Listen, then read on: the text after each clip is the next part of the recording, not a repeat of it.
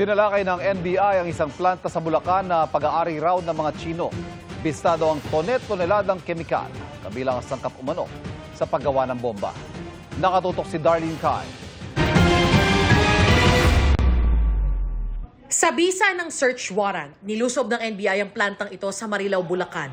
May mga nakaimbak daw ditong nagagamit umano sa paggawa ng mga pampasabog. Natagpuan doon ang 20 tonelada ng finished product na sodium tungstate.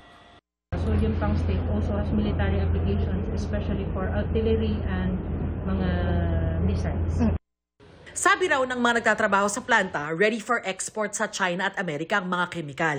May natuklasan ding iba pang kemikal tulad ng nitric acid na ginagamit din daw sa paggawa ng bomba. Nakita natin, ang daming tungsten, yung nitric acid, basta paggawa ng bomba. Segundo, nakakatakot ito, baka mapunta sa kamay ng hindi dapat.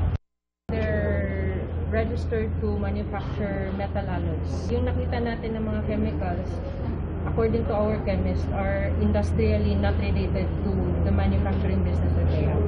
3 buwan daw nagmanman ng NBI bago nila sinalakay ang planta.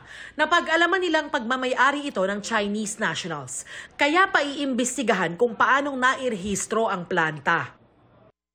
Initial findings namin, the corporation is owned by 5 Chinese, which is a violative of our constitution. No? Kailangan may Filipino ownership. Hazardous o mapanganib ang mga kemikal sa planta at posibleng may masamang epekto sa mga Pilipinong nasa 7 taon nang nagtatrabaho sa pasilidad ng wala raw proteksyon.